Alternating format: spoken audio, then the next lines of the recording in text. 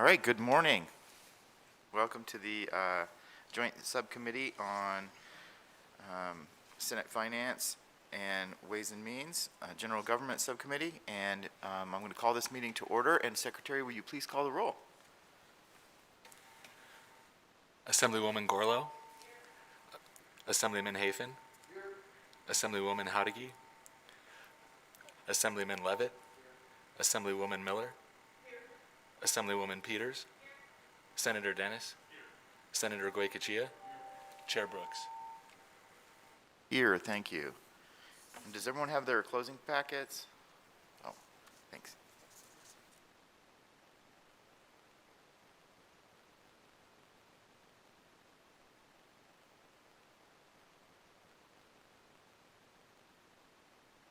And I would like to, I do, thank you. I would like to remind everyone that while we as committee members and some staff are here in the committee room, the Zoom meeting is still being hosted for staff and agency representatives to participate remotely.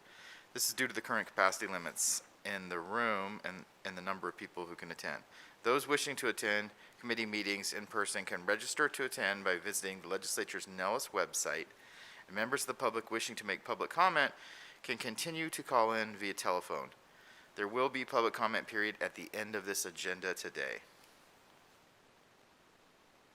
We have several budgets from the Department of Agriculture, and then we have the Silver State Health Exchange, and that we'll be hearing today.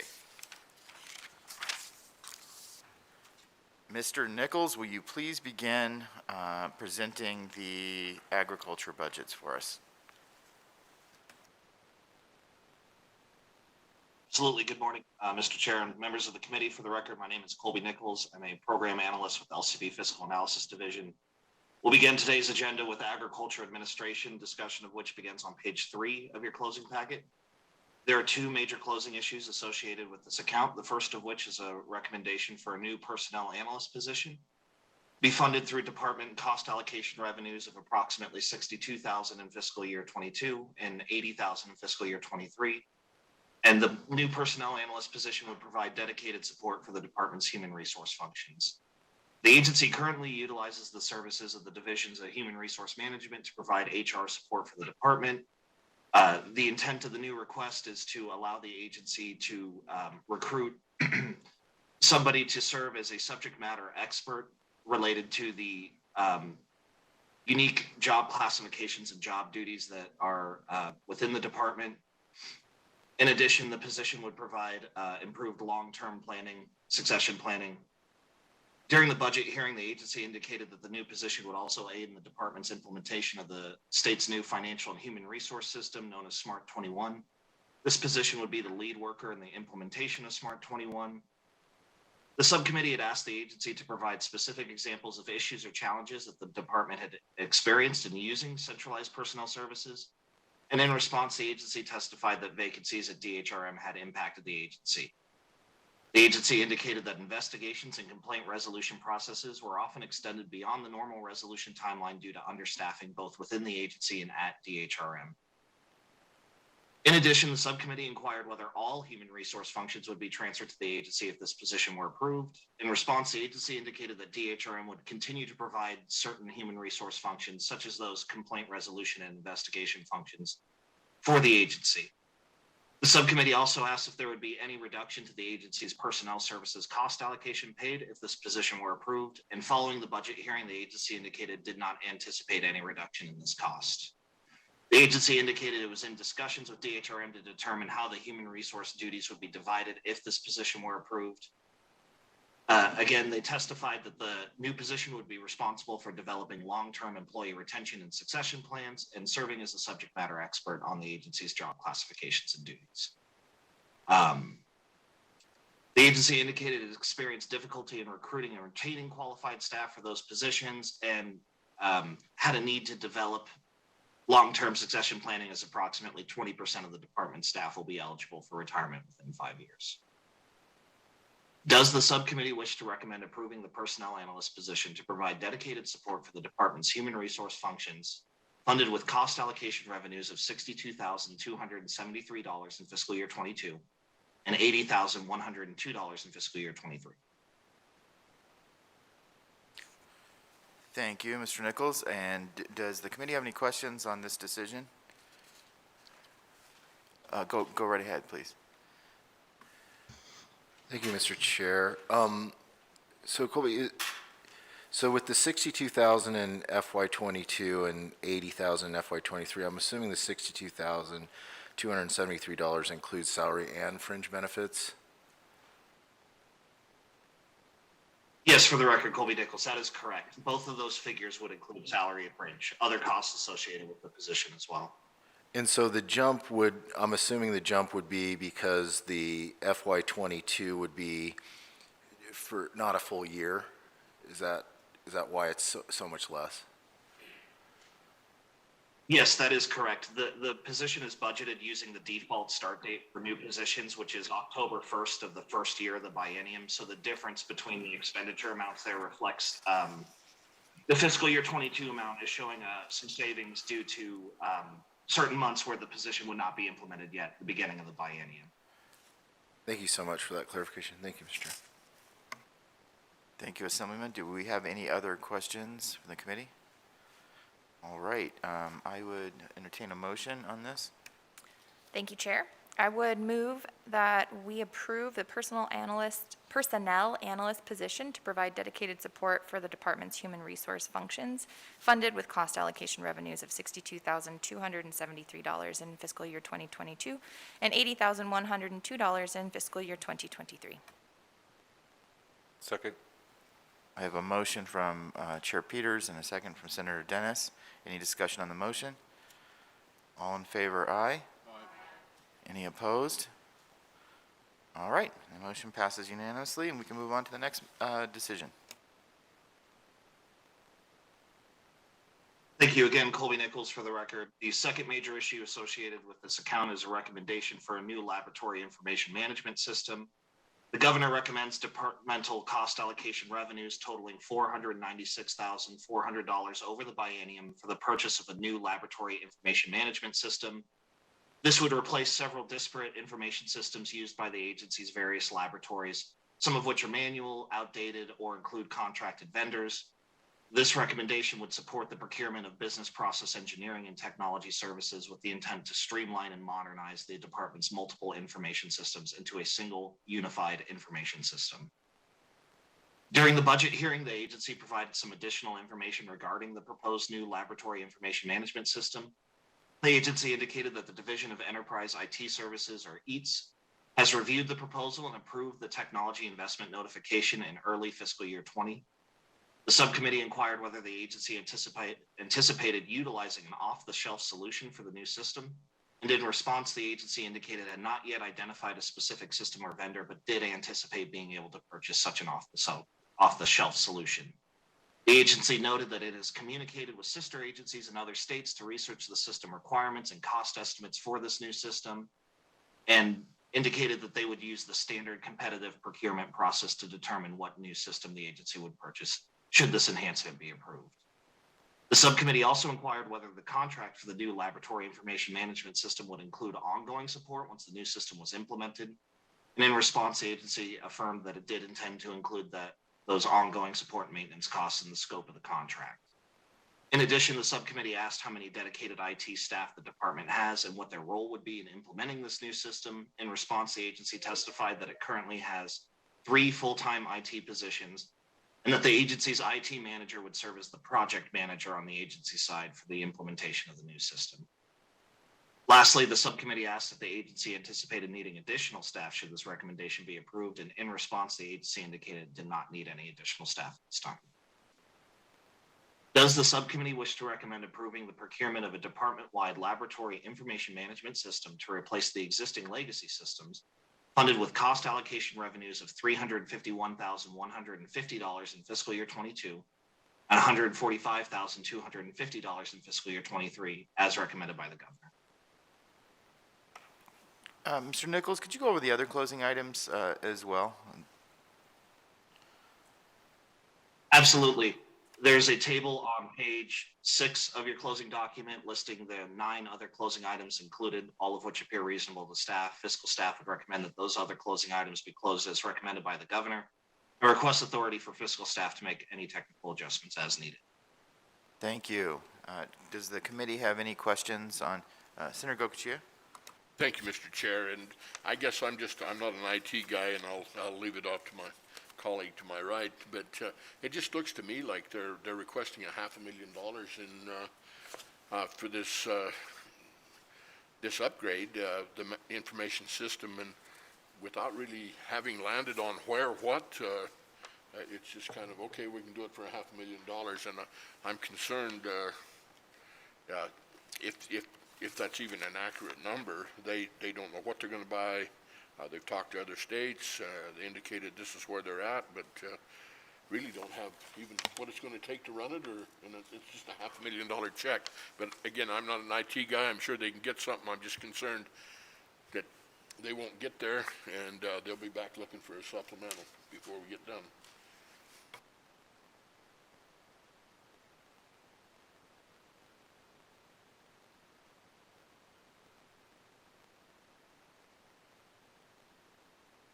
And Mr. Nichols, do you have any documentation or conversations with the agency on how they landed on that number exactly? Yeah, I could provide some additional context. Again, for the record, Colby Nichols, the cost estimates that are included in the executive budget are based on quotes provided by potential vendors. And then through those, developing an estimate that is then reviewed by EATS, who's going to take a look at the scope of the project through a document, what we call a technology investment notification. This is where EATS reviews and approves the proposed cost estimates and the proposed timelines for the project. So that information has been included in the executive budget. Essentially, it's based on quotes for like systems, as well as an estimation of the internal the internal IT staff doing an estimation as well, and then comparing and contrasting, and then submitting that information to EATS for their review and approval. Thank you. Do we have any other questions from the committee? I do not see any, so I would take a motion for this decision as well as the other closing items. Thank you, Chair. I move that we approve the procurement of a department-wide laboratory information management system to replace existing legacy systems, funded with cost allocation revenues of $351,150 in fiscal year 2022 and $145,250 in fiscal year 2023, as recommended by the governor. And I also move that we close all other closing items as recommended by the governor with requests to, or with authority for staff to make additional technical adjustments as necessary. Second. Thank you. We have a motion from Chair Peters, second from Senator Dennis. Any discussion on the motion? Seeing none. All in favor, aye. Aye. Opposed? All right. Motion passes unanimously, and we can move on to the next budget. Thank you again, Colby Nichols, for the record, LCB Fiscal Analysis. The next budget is the Agriculture Registration and Enforcement, discussion of which begins on page 7 of your closing packet. There are two major closing issues associated with this account, the first of which is new equipment and other costs for accreditation for the hemp program. Governor recommends reserve reductions totaling approximately $79,000 fiscal year 22 and $16,000 fiscal year 23 for the purchase of new equipment, accreditation costs, a monthly vehicle lease, and some registration costs for the hemp program. The hemp program provides sampling, inspection, and regulatory oversight over the state's hemp industry. And the agency has indicated that federal legislation passed in 2018 lifted restrictions on the production of hemp. And since that time, the demand for hemp grower certification and hemp sample testing has grown significantly. The costs included in this recommendation include approximately $51,000 in fiscal year 22 for the purchase of a hemp sample analyzer and a secure freezer for sample storage, as well as $24,442 in fiscal year 22 and $8,565 fiscal year 23. These are costs associated with obtaining International Organization for Standardization accreditation. This process certifies the agency's management system, manufacturing process, service, and documentation procedures, with the purposes of having those things being standardized and to provide quality insurance. The agency states that International Organization for Standardization accreditation of the lab is required per federal requirements and would provide further verification that the practices of the lab are precise and consistent. There are also some reserve reductions associated with registration fees for a U.S. hemp exposition and a North American chemical residue workshop, and then some costs associated with the monthly vehicle lease from Fleet Services. That vehicle would be stationed in Las Vegas and used to increase their capacity for field collection of samples. During the budget hearing, the agency provided more information regarding that hemp sample analyzer that's recommended in this enhancement. The analyzer is used to determine the THC levels in hemp samples. It's known as a high-performance liquid chromatography machine. The agency indicated it has 2 such machines already. However, those machines are ending the end of their useful life, which is approximately 10 years. One of those existing machines is currently exclusively used for pesticide and groundwater analysis, and the other is shared between those programs and the hemp programs. The intent of the purchase of this equipment is to improve processing times by having a dedicated analyzer for the hemp program, and with the goal of decreasing workflow bottlenecks caused by the sharing of the current analyzer between multiple programs. The subcommittee inquired whether the agency believes it has sufficient staff to meet the demand for hemp sample analysis. And in response, the agency testified that due to positions added to the hemp program over the current biennium, as well as a decline in the growth rate of the industry in fiscal year 20 when compared to the previous 2 fiscal years, the agency does indicate it has sufficient staff. The subcommittee also asked for more information regarding the recommended accreditation costs. The accreditation would certify that the laboratory's processes are precise and efficient. The agency indicated this is vital as the hemp lab's results could result in the disposal of a crop. After the budget hearing, the agency also indicated that the accreditation could potentially allow the lab to be utilized for regional or national needs, which could possibly allow the agency to access additional federal funding. The subcommittee further inquired about the accreditation process, and in response, the agency indicated that the first step of the accreditation process would include a preliminary assessment of the laboratory's procedures, equipment, record keeping, and employee performance. An auditor from the International Organization for Standardization would visit the lab, perform this assessment, and then provide the agency guidance on areas to improve upon during the accreditation process. Following that initial assessment, the laboratory would be audited on an annual basis to ensure the ISO standards are being met. The agency does anticipate that accreditation would be a multi-year process. However, if this recommendation were approved, they do anticipate having the lab accredited by the end of the 21-23 biennium. Finally, I would note that the agency did testify that approval of the recommended laboratory information systems that was included in the Agriculture Administration budget could also aid the agency in meeting the requirements of the accreditation here. Does the subcommittee wish to recommend approval of the purchase of new equipment, cost of accreditation, a monthly vehicle lease, and registration fees for the hemp program, funded with reserve reductions of $79,019 in fiscal year 22 and $15,737 in fiscal year 23? Thank you. Excuse me. Thank you, Mr. Nichols. Does the committee have any questions on that decision? Senator Gochia? Thank you, Mr. Chair. And just, the hemp industry is starting to grow in the state, and clearly, if we don't have the capabilities to do these field tests and lab tests, you've got 5 days before, it has to be tested within 5 days before harvest. If it fails or something goes south, we've got millions of dollars of litigation instantly, and in fact, I think we've got some cases pending right now, so I definitely think we need to get them all we can, because it is, at least we hope this industry continues to grow. Thank you. Thank you, Senator. Any other questions from the committee? All right, I'd take a motion on this decision. Thank you, Chair. I move to approve the purchase of new equipment, costs of accreditation, a monthly vehicle lease, and registration fees for the hemp program funded with reserve reductions of $79,019 in fiscal year 2022 and $15,737 in fiscal year 2023. Second. I have a motion from Chair Peters, a second from Senator Dennis. Any discussion on the motion? No discussion. All in favor, aye. Aye. Opposed? All right, and the motion passes unanimously, and we can move on to the next item.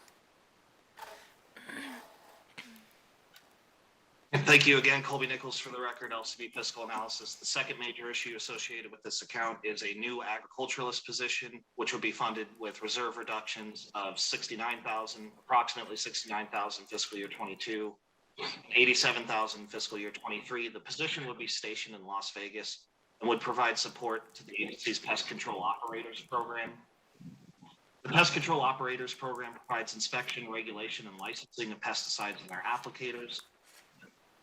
In the supporting documentation included in the executive budget, the agency indicated they had noticed trends increasing industry non-compliance, including unlicensed pesticide application activities, improper or missing safety equipment, and pesticide labeling violations. The intent of this request is to provide additional capacity for field inspections and that compliance work. During the budget hearing, the subcommittee asked the agency to provide an overview of the Pest Control Operators Program. In response, the agency indicated that the duties associated with that program includes more than just field inspections. As pest control is a licensed industry, there's workload associated with application review, the administration of licensing tests, and the hosting of continuing education classes. The purpose of the program is to make sure that pest control operators are aware of and in compliance with the state and federal rules for pest control, as there are numerous public health and environmental considerations involved in the industry. The agency indicated that the mandatory workload that are associated with this pest control operator licensing function, such as administering those tests and continuing education classes, is contributing to a reduction in the amount of staff time available for field inspections and compliance enforcement work under the existing staffing levels. The intent of the recommended new position is to increase compliance by improving the agency's capacity for in-the-field inspections, as these are a core component of compliance and the inspections are a vital component to ensure that operators are actually complying with the rules and regulations for pest control. In addition, the subcommittee asked the agency to provide more information regarding what kind of education and outreach the agency provides to the industry. In response, the agency testified that education and outreach is a key component of the program. The agency works with the UNR's College of Agriculture to provide education to the industry. In addition, the agency also offers training and education courses online, which allow the agency to continue to provide those services throughout the pandemic. In addition, the agency indicated that education is essentially part of those field inspections as well.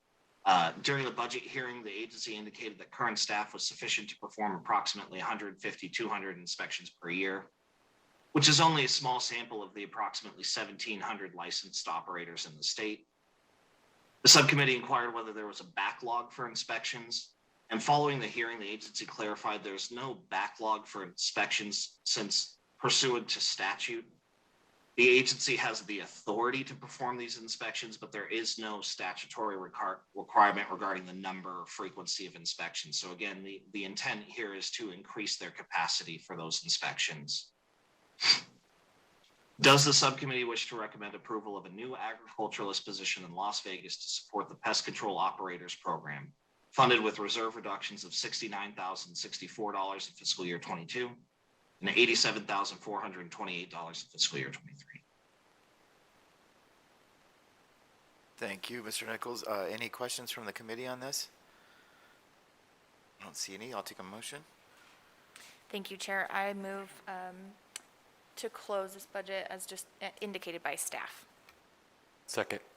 I have a motion from Chair Peters, second from Senator Dennis. Any discussion on the motion? Seeing none, all in favor, aye? Aye. Any opposed? All right, motion passes unanimously, and we can move on to the other closing items. Thank you.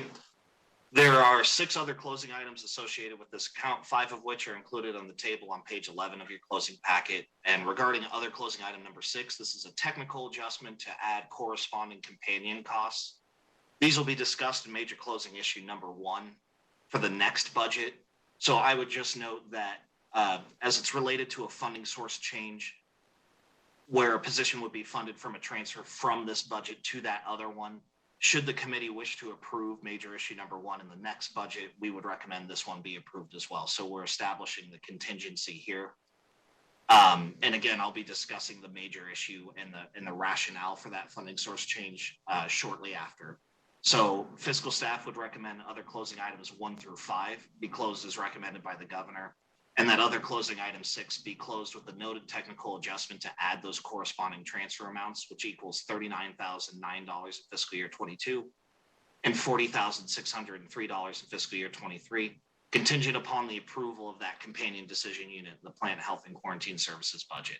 In addition, staff would request authority to make other technical adjustments as needed.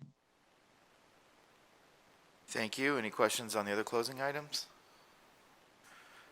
Seeing none, I'll take a motion. Thank you, Chair. I move to accept the other closing items as recommended, or I'm sorry, as indicated by staff. Second. I have a motion from Chair Peters and a second from Senator Dennis. Any discussion on the motion? All right. All in favor, aye? Opposed? All right, motion passes unanimously, and we can move on to the next budget. Thank you again, Colby Nichols, for the record. The next budget is Plant Health and Quarantine Services, discussion of which begins on page 13 of your closing packet. There are two major closing issues associated with this account, the first of which is that companion decision unit. This would be a funding source change for an environmental scientist position.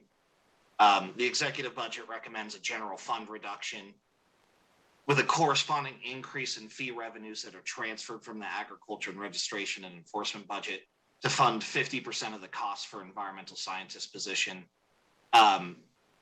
This recommendation serves two purposes. First, it serves as a general fund budget reduction measure. And in addition, this recommendation would allow this position to provide support to the agency's pesticide and groundwater programs. The position as it exists is funded entirely by general fund appropriations. During the budget hearing, the agency provided some additional information regarding the duties of the environmental scientist position. The agency advised that the position's primary responsibilities relate to monitoring drought conditions in the state. Should this recommendation be approved, the position would also support the agency's plant and pesticide programs, such as groundwater monitoring and pesticide compliance inspections and testing. The agency further indicated that the position would continue to focus on environmental conditions in the state. However, it would no longer be solely focused on those drought-related activities. The agency also testified that there is sufficient funding within that companion budget, agriculture registration and enforcement, to support these costs, and that they did not anticipate a need to increase any of the fees in that companion budget to support this funding source change. The subcommittee inquired whether this recommended funding source change would be permanent or was intended to only extend through the 21-23 biennium. In response, the agency testified that it anticipates the funding source change would be temporary for the forthcoming biennium. The subcommittee also asked how the agency determined that 50% of the position's cost should be funded through the recommended fee revenues.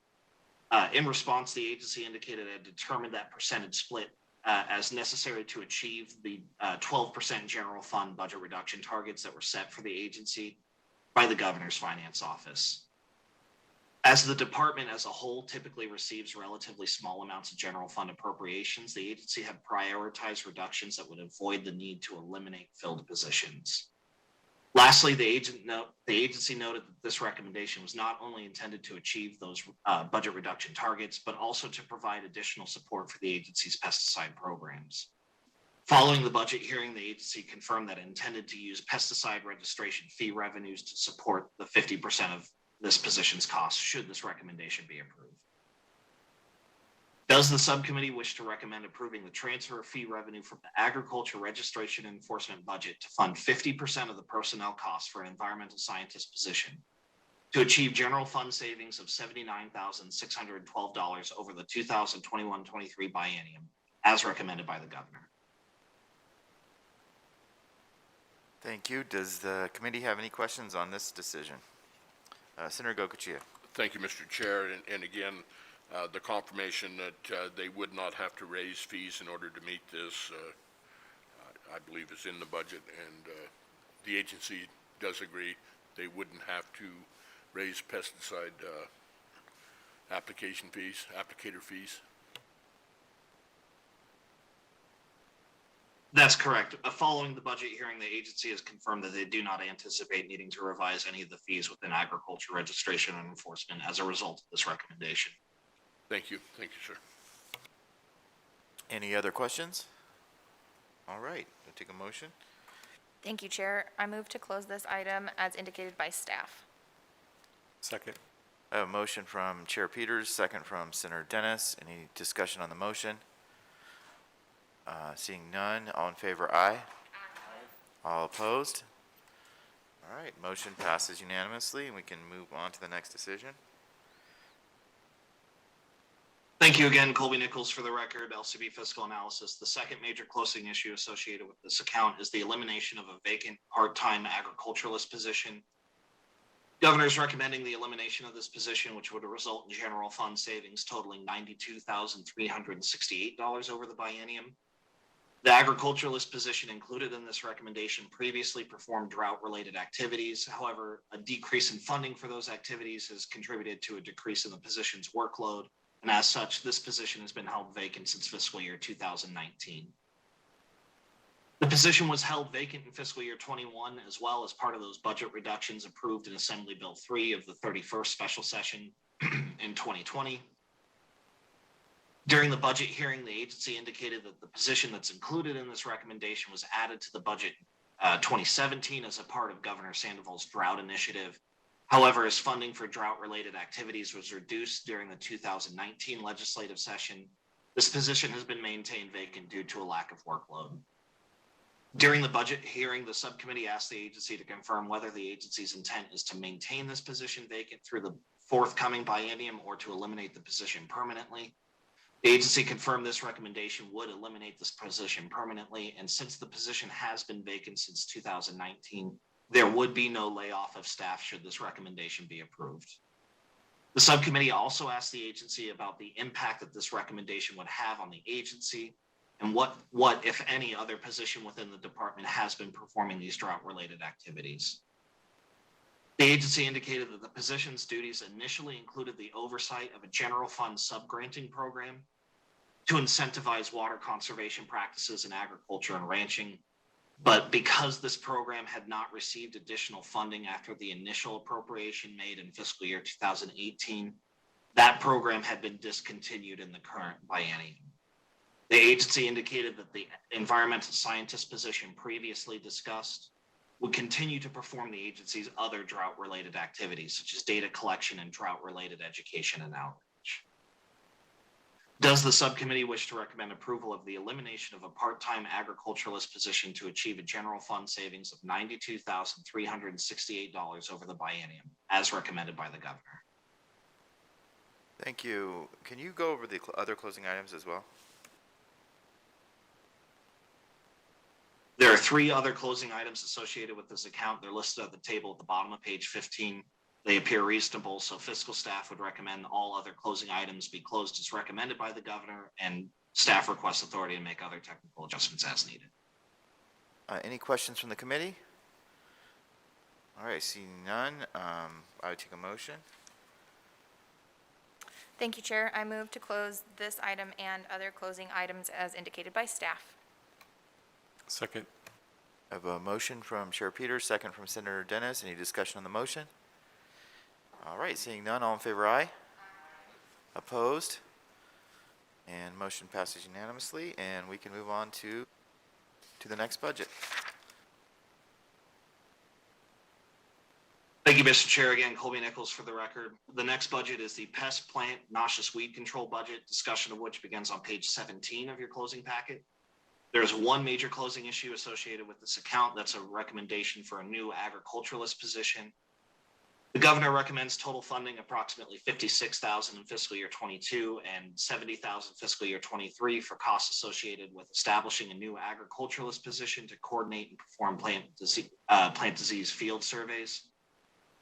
The position will be fully funded through federal grants, a combination of grants through either the United States Department of Agriculture Animal and Plant Health Inspection Service grants, or through the subgranting of USDA funds through a cooperative agreement with UC Davis to support plant disease and insect identification.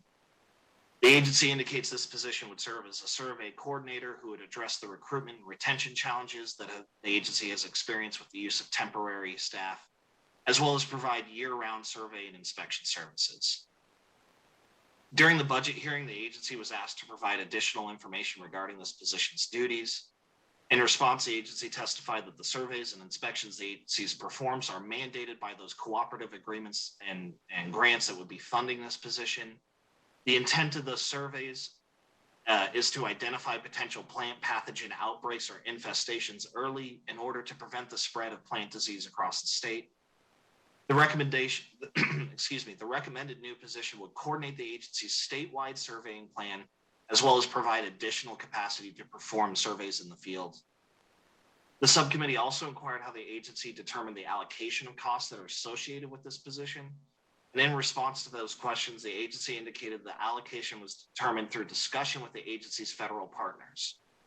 The grants that are recommended in this enhancement are targeted at specific species, such as Mormon crickets, bees, etc., and that the funding allocation in this enhancement was determined by estimating the percentage of the position's duties that would be focused on those species or issues, and then allocating the cost for those positions accordingly.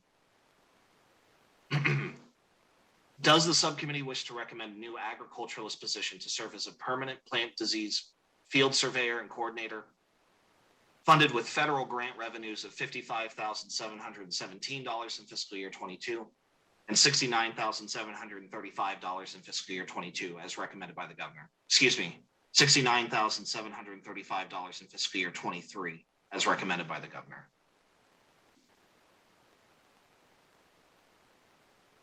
Thank you. Any questions from the committee? All right, seeing none, I'll take a motion. Thank you, Chair. I move to close this item as indicated by staff. Second. Motion from Chair Peters, second from Senator Dennis. Any discussion on the motion? All in favor, aye. Aye. Opposed? All right, motion passes unanimously, and we can move on to the other closing items. There are three other closing items associated with this account, the first two of which are summarized in the table at the top of page 19. Regarding other closing items 3, this is a grants and projects analyst position. This was initially included as a new position request in the executive budget. However, during the budget hearing, the agency testified that this position was actually added to this budget in the current biennium through a work program that was processed in December 2020. Subsequent to the budget hearing, fiscal staff has worked with the governor's finance office and the agency to adjust the position's start date to reflect this position's creation prior to the beginning of the forthcoming biennium and to correctly align the recommended funding sources. Again, this is a position that is recommended to be fully funded through a combination of federal grants. And these technical adjustments essentially reflect that this position has already been approved for this budget and then correctly aligns the funding sources. So fiscal staff would recommend that other closing items 1 and 2 be closed as recommended by the governor, and that other closing item 3 be closed with the noted technical adjustments to accelerate the position's start date to July 1st and to align the revenues with the agency's intended funding sources, which results in total expenditures of $89,371 in fiscal year 22 and $88,226 in fiscal year 2023. Fiscal staff would request authority to make other technical adjustments to this budget as needed. Thank you. Any questions? I don't see any, so take a motion. Thank you, Chair. I would move that we close these other closing items as indicated by staff. Second. Motion from Chair Peters, second from Senator Dennis. Any discussion on the motion? Seeing none, all in favor, aye. Aye. Any opposed? And the motion passes unanimously, and we can move on to the next budget. Thank you again, Colby Nichols for the record, Fiscal Analysis Division. The next budget is Veterinary Medical Services, discussion of which begins on page 21 of your closing packet. There is one major closing issue associated with this account. That is a funding source change for the division administrator position. Governor recommends this funding source change. The position is currently funded 100% through general fund appropriations. This recommendation would change it so it's a combination of cost allocation revenues with some general fund appropriations remaining. The net impact of this recommendation would reduce general fund appropriations in this budget by $98,454 in fiscal year 22, $98,700 in fiscal year 23, with corresponding increases to the transfer of cost allocation revenues from other departmental budgets to this budget. During the budget hearing, the agency provided some additional information regarding the rationale for this recommendation. The intent of this recommendation is to generate general fund savings as well as allocate the cost for the division administrator's salary in an equitable manner across the division's budgets. This recommendation is part of the agency's internal efforts to reorganize. The agency indicated that includes a review of their internal organization and how to best align the budgets. This process includes the transfer of the dairy fund from the food and nutrition division to the animal industries division to align that budget with other regulatory and inspection programs that have similar functions. The subcommittee inquired how the agency determined the cost allocation percentages for each of those contributing budget accounts. And in response, the agency indicated it had determined those percentages by examining the statutory and regulatory functions that are associated with each budget account, as well as the amount of time that the division administrator spends overseeing those activities. Following the budget hearing, the agency confirmed to fiscal staff that it had performed a time study analysis during the current biennium to help determine how the division administrator's salary should be cost allocated across the division's budget accounts. Does the subcommittee wish to recommend approval of the funding source change for the administrator's position to achieve a general fund savings of $197,154 over the biennium, as recommended by the governor? Thank you. Do we have any questions from the committee? Senator Gocochea? Thank you, Mr. Chair, and I am concerned, this is a huge reduction. I don't see how they're gonna, number one, we have to remember the Elko lab is closed, and I don't see anything in here that's gonna allow it to open, so, there has to be a decline in the number of, services they can supply at the lab, and, I'm just concerned about this. We're gonna see some fee increases, and be prepared for that. Has to, but that's the only way you can cover it. Thank you. Thank you. Do you have any other questions or comments from the committee on this item? All right, I'm not seeing any, so we can take a motion on this item. Thank you, Chair. I move to approve the funding source change for the administrator's position to achieve a general fund savings of $197,154 over the biennium, as recommended by the governor. Second.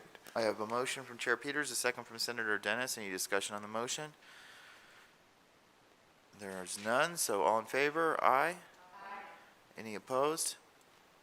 And the motion passes unanimously, and let's go to other closing items. Thank you. There are 4 other closing items associated with this account, which are summarized at the table at the top of page 23 of your packet. Fiscal staff would recommend those other closing items be closed as recommended by the governor and request authority for staff to make technical adjustments as necessary. Thank you. Any questions on those other closing items? I don't see any, so take a motion.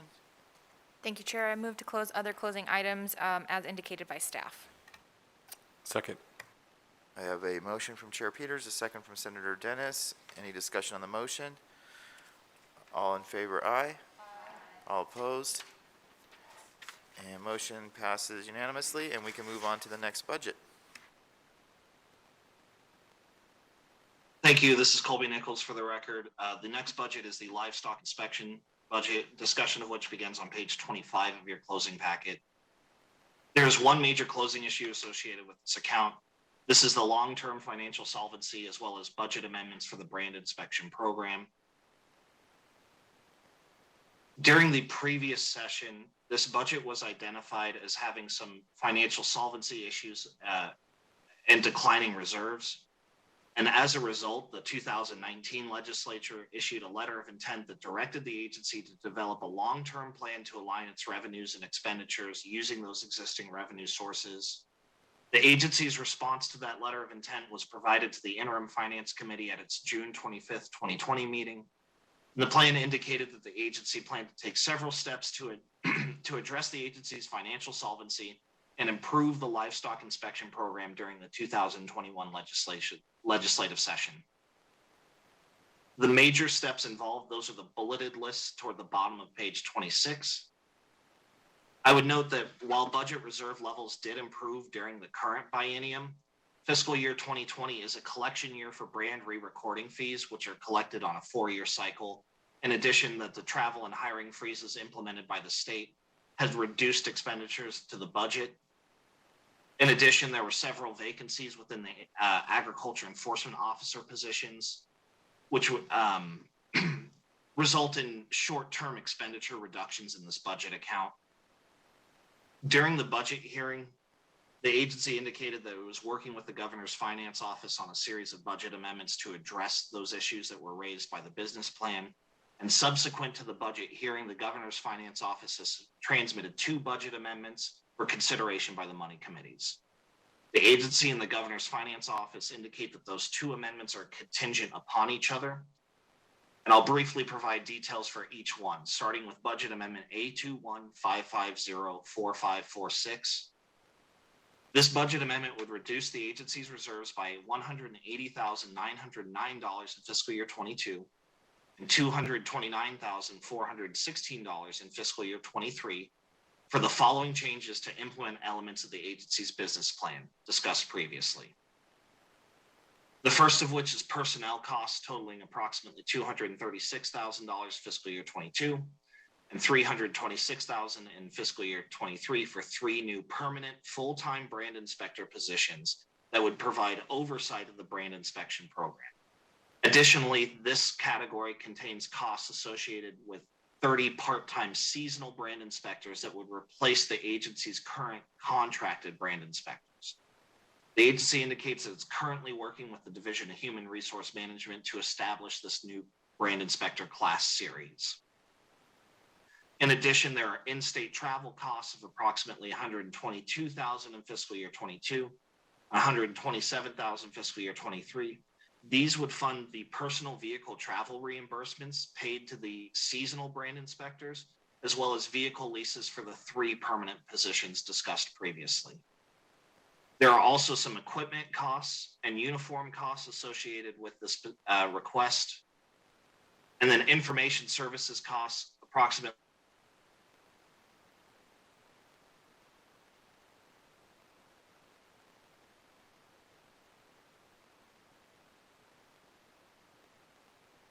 I do not know if you can hear us, Mr. Nichols, but you froze up on us. costs, 1 for a field services scheduling and dispatch system, and 2 for a digital brand recording system. The equipment costs would provide for tablets that would allow the agency's brand inspectors to input and update data in the field as opposed to paper-based process and then manual data entry upon returning to the office. This budget amendment also includes a net reduction to operating expenditures totaling $253,749 in each year of the biennium. While the amendment does include some additional operating costs, the net reduction is due to the removal of contract authority for the contracted manpower employees, as the agency intends to transition those contracted employees to seasonal state employees. The second budget amendment is A21-565-4546. This is a companion to that previous budget amendment, and it makes an adjustment that does not impact the overall cost. What the second budget amendment does is reduce authority for seasonal salaries by $45,000 in fiscal year 22 only, with a corresponding increase in the authority for contracted manpower staff. It's indicated that this budget amendment is intended to provide the agency sufficient authority to continue to utilize the contracted brand inspectors in early fiscal year 22 prior to that transition to the seasonal state employees for brand inspectors. As both budget amendments address 3 of the 4 elements of the agency's business plan, fiscal staff inquired about the 4th element, which is to shorten the brand re-recording fee collection cycle. The agency indicated it has submitted a bill draft request that would amend NRS 564120 to shorten that collection cycle from 4 years to 3 years. Pursuant to administrative code, the current brand re-recording fee is $120. This bill draft request would not increase that fee. However, it would shorten the collection cycle from 4 years to 3 years, which effectively serves as a 33% increase in the fee. I would note that the brand re-recording fees were last collected in fiscal year 2020. If the collection cycle were shortened to 3 years, the next collection year would be fiscal year 23. And based on historical collections of revenues, this would add approximately $400,000 in revenues to this budget in fiscal year 23. In addition, the agency indicated that it has submitted draft regulatory changes to the Legislative Council Bureau that would increase various livestock inspection fees. You'll see a table towards the middle of page 28 summarizing which livestock inspection fees are included, their existing level, the proposed level, as well as the last time these fees were increased. In response to fiscal staff questions, the agency indicated that it has completed the business impact survey, as well as held the first public workshop for these proposed regulatory changes. The second workshop is currently scheduled for May, and the agency anticipates having the final regulatory changes submitted to the Legislative Commission for review and approval in the beginning of fiscal year 22. Fiscal staff would note that if approved, the fiscal impact of these budget amendments would reduce the agency's ending reserve level from $600,293 as originally included in the executive budget to approximately $189,968 in fiscal year 23, which is approximately 63 days of operating expenditures.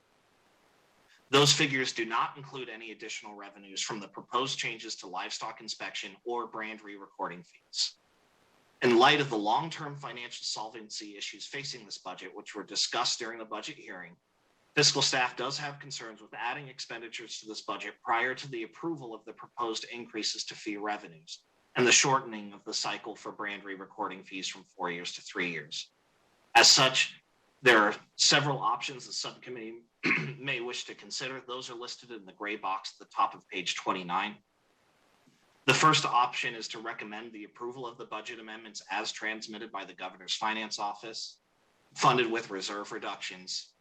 The second option would be to not recommend approval of those budget amendments, but instead recommend the agency approach the Interim Finance Committee during the forthcoming biennium for authority to implement the agency's business plan as provided in the budget amendments, following the approval and implementation of those statutory changes to shorten the collection cycle of brand re-recording fees from 4 years to 3 years, and the regulatory changes to certain livestock inspection fees.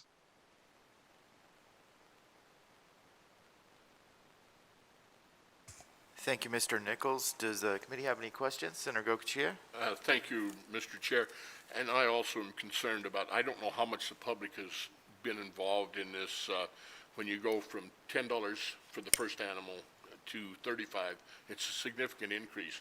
And I think a lot of the small operators don't realize this is happening. It's great for the guy that's going to ship 3 truckloads of cows and 300 head get on. You pay $35 for the first one, and then everything balances out. But if you happen to be a small operator that you're going to send 2 or 3 animals to the sale, all of a sudden it's costing you $20 a head to get them in, get an inspection on them. I don't know if the public is really aware that this move is occurring. So, and then the other concern I have is once we shorten the renewal time frame on the brand certification, the brand books, all of a sudden if it's costing you, well, it's $40 a year to own a brand that you're really not using. A lot of people have them because it's a family heirloom, they have it on the wall. But if it's going to cost you $40 a year to have it, they'll just stop re-recording. They can still keep the iron and say that's the family iron. They're not branded any livestock with it. So I'm concerned that with this increase in shortening the time frame, we might also see a reduction in the amount of renewals and sale of brand books. So I don't know how solid this is, Mr. Chair, and I know staff is concerned as I am that it might not be fluid. I guess I wouldn't mind seeing this really fleshed out a little more and let the public know, which they would through the regulatory changes in the livestock inspection fees. They would have to go to a public hearing to make those changes regulatorily. Maybe let the public then know what was happening to them. I'm concerned about the small operator, not the large rancher that's shipping hundreds ahead. So I'd go to 2, I guess. And is there anyone from the agency who might be able to address that public input piece that Senator Gocochea brought up? Senator Brooks, Jennifer Ott from the Department of Agriculture, here, if I may. Please go ahead. Thank you, Senator, members of the committee. Thank you, Senator Gocochea, for your question. You know, as far as notice to the public, as Mr. Nichols had noted in his overview, The business impact statement for the fee increases through the regulatory process has been completed by the department.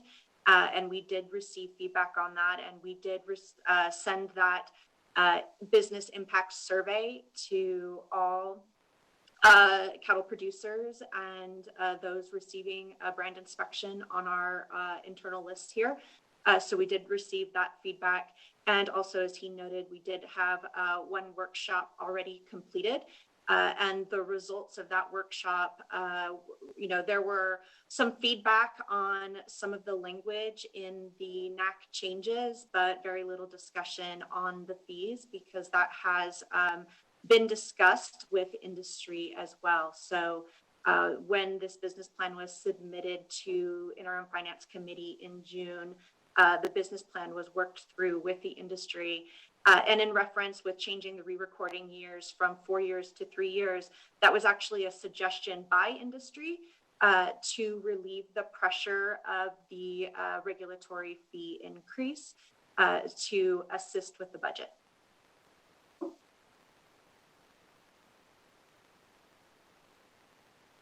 Thank you.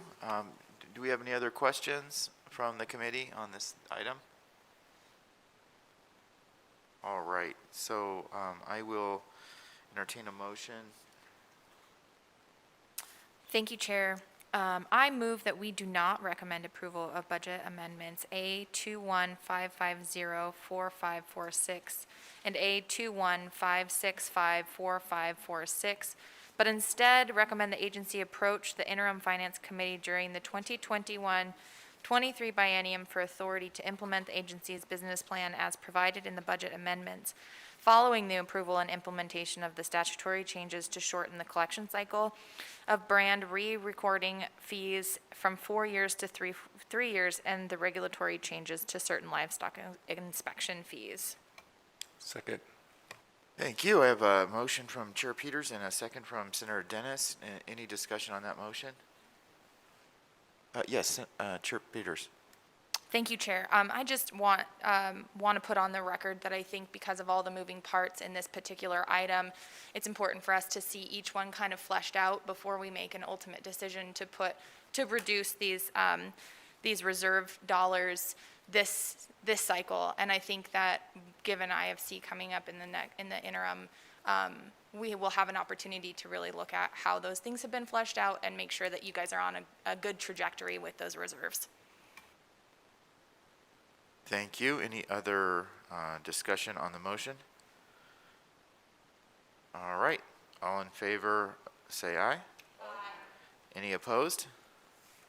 I see none. So option 2 of our decisions there passes unanimously, and we can go to the other closing items. Thank you again. This is Colby Nichols for the record, LCB Fiscal Analysis Division. There are 7 other closing items that are associated with this account, the first 6 of which are summarized in the table on page 29. Other closing item number 7 is a technical adjustment to the base budget. This is to correctly align this budget's costs for their share of costs for the Nevada Shared Radio System replacement. In addition, this recommendation would recategorize those costs into a special use category for easier tracking. The adjustments are reflected on the first page of the closing document for this budget and result in additional reserve reductions of $3,777 fiscal year 22 and $4,270 in fiscal year 23. The agency and the governor's finance office concur with these adjustments. So fiscal staff would recommend that other closing items 1 through 6 be closed as recommended by the governor. Another closing item 7 be closed with that noted technical adjustment to align the cost allocation for the Nevada Shared Radio System replacement project in the base budget, which results in those additional reserve reductions, $3,777 fiscal year 22 and $4,270 fiscal year 23. And finally, fiscal staff would request authority to make other technical adjustments to this budget as needed. Thank you, Mr. Nichols. Any questions on that, on the other closing items? All right, seeing none, we could have a motion. Thank you, Chair. I would move that we close the other closing items as indicated by staff. Second. I have a motion from Chair Peters, second from Senator Dennis. Any discussion on the motion? All in favor, aye. Aye. Any opposed? Motion passes unanimously, and we can move on to the next budget. Thank you. The next budget for discussion is the Consumer Equitability Budget account, and discussion of which begins on page 31 of your closing packet. There are three major closing issues associated with this account. The first of which is the closure of the Las Vegas Metrology Laboratory and the elimination of a metrologist position. The Las Vegas Metrology Lab operations there ceased in December of 2020, the intent being to use the cost savings to support the operational expenditures for the Northern Metrology Lab and the inspection activities of the division. The agency had indicated that it had performed a cost-benefit analysis of continuing to keep that lab in Las Vegas operational, and that in reviewing the results of that analysis, this was the more appropriate option, as continuing to keep the laboratory open would result in additional fee increases estimated to almost triple the fees in order for the lab to be self-supporting. So this recommendation is the elimination of certain expenditures, including one metrologist position, that would result in an increase to reserves in this budget account of approximately $90,000 in fiscal year 22, $94,000 in fiscal year 23. During the budget hearing, the subcommittee inquired about the impact of the Las Vegas Metrology Lab's closure on the agency's customers. And in response, the agency had testified that only a small percentage of the agency's customers use the Las Vegas lab exclusively. Absent that lab being available, these customers would have to ship or otherwise transport their equipment to the Sparks lab or use other NIST certified metrology labs that are nearby in California or the Phoenix metropolitan area. Following the budget hearing, the agency has confirmed that it prioritized certifying these customers' equipment in fiscal year 2020 to ensure those customers had as much time as possible to make alternative plans following the lab's closure. The subcommittee also expressed concern about the elimination of the metrologist position, as at the time of the budget hearing, the position was filled. However, following the budget hearing, the agency has confirmed to fiscal staff that the incumbent in this position has since transferred to a new position within the Department of Business and Industry. Therefore, if this position elimination were approved, there would be no layoff. The agency indicates it does believe it has sufficient capacity at the Sparks laboratory to meet the demand for services, including any projected increase in device inventory growth over the forthcoming biennium. Does the subcommittee wish to recommend approval of the elimination of expenditures associated with the closed Las Vegas Metrology Laboratory, including the elimination of one vacant metrologist position, which would result in an increase to reserves of $90,446 in fiscal year 22 and $94,351 in fiscal year 23, as recommended by the governor? Thank you. Do we have any questions from the committee on this decision? Senator Gokuchia? Thank you, Mr. Chair. I don't know what happened there. You know, when we thought 4 years ago or so that that metrology lab was supposed to generate a lot of money for the system, and we thought it was beneficial to have it in the Las Vegas area. But again, when you look at a 300% increase, there's no way you're going to be competitive. So I guess we have to close it. I hate to see that service pulled away from Southern Nevada. Thank you. Thank you, Senator. Any other questions from the committee on this issue? All right, we'll take a motion. Thank you, Chair. I would move to approve the elimination of expenditures associated with the closed Las Vegas Metrology Laboratory, including the elimination of one metrologist position, which would result in an increase of reserves of $90,446 in fiscal year 2022 and $94,351 in fiscal year 2023, as recommended by the governor. Second. I have a motion from Chair Peters, second from Senator Dennis. Any discussion on the motion? No discussion. All in favor, aye. Any opposed? And the motion passes unanimously, and we can move on to the next decision. Thank you. The second major issue associated with this account is a new administrative assistant position. The position would be stationed at the department's Las Vegas office and funded with reserve reductions of approximately $43,000 fiscal year 22 and $59,000 fiscal year 23. The agency indicates that its existing administrative support is unable to perform tasks in a timely manner, and that this is requiring that the weights and measures inspectors spend more time performing administrative tasks and less time on their core inspection-related duties. Approximately 70% of the commercial weighing and measuring devices that are licensed by the division are in Southern Nevada, and the division's existing administrative assistant is increasingly spending more time providing reception and customer service duties. So to help address a backlog in the entry of certain data into the databases, the agency has indicated that the Southern Nevada Weights and Measures inspector staff are spending more time in administrative tasks, which is diverting their attention from those core duties such as field inspections and complaint investigations. The intent of this request is to provide additional general administrative support to the Las Vegas office and allow the Weights and Measures inspectors to focus more time on performing their primary duties. During the budget hearing, the subcommittee asked for an update on the growth of device inventory in Southern Nevada. The agency indicated that there's been a historical trend of device inventory growth over recent fiscal years, and indicated that device inventory in the southern region of the state had grown between 5 to 8% year over year.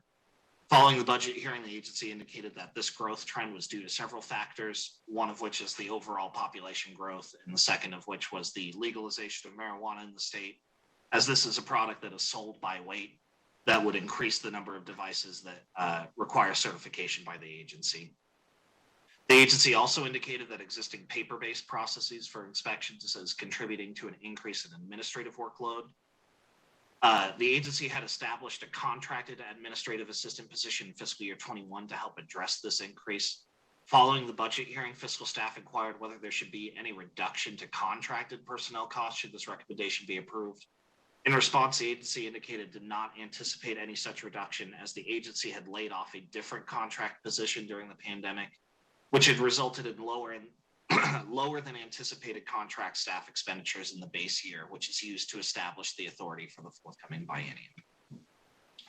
Does the subcommittee wish to recommend approval of a new administrative assistant position for the department's Las Vegas office, funded with reserve reductions of $42,649 in fiscal year 22 and $58,593 in fiscal year 23, as recommended by the governor? Thank you, Mr. Nichols. Do we have any questions from the committee? All right, seeing none, I'll take a motion. Thank you, Chair. I motion to approve a new administrative assistant position for, sorry, am I on the right one?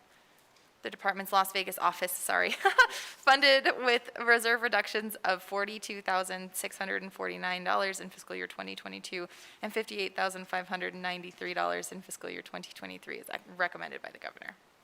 Second. I have a motion from Chair Peters, second from Senator Dennis. Any discussion on the motion? I see none, so all in favor, aye. Any opposed? All right, motion passes unanimously, and we can move on to the next issue. Thank you again. This is Colby Nichols for the record, LCB Fiscal Analysis. The third major issue associated with this account is a recommendation for system modernization for the Weights and Measures program. The governor recommends reserve reductions of $250,000 in fiscal year 23 only for a new software system to modernize and automate processes for the Weights and Measures program. The agency indicates they currently utilize an outdated legacy system for licensing, inspection, regulation, and certification. This recommendation would generate efficiencies by replacing those processes. I would note that there was, during the subcommittee hearing, there was some discussion regarding a discrepancy between the project timeline as included in the executive budget versus some of the backup documentation that's been included. Working with the agency following the budget hearing, what's been communicated is while this project was initially recommended to begin in fiscal year 22, the agency had deferred a fee increase from that would become effective at the beginning of fiscal year 22. The agency had made the decision to defer that to fiscal year 23 to avoid raising the fees during a pandemic, and therefore to avoid placing an unsustainable amount of stress on the budget's reserves. This project was also deferred by a year. So again, the project cost for this biennium would be $250,000 in fiscal year 23. During the budget hearing, the subcommittee asked the agency for more information on the expected benefits and efficiencies. In response, the agency testified that it expects field inspections would be more efficient as agency staff would be able to complete required forms and processes using tablets in the field, as opposed to the use of paper forms that would later have to be hand entered.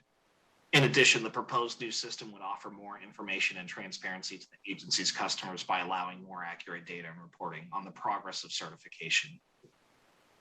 The subcommittee also asked for more information regarding the kind of system the agency anticipated using, and as well as the timeline of the project.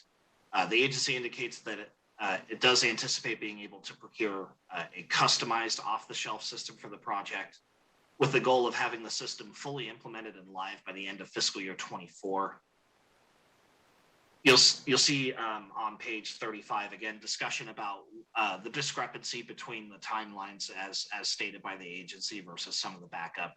And again, the project was initially slated to begin in fiscal year 22, but deferred as well as that proposed fee increase.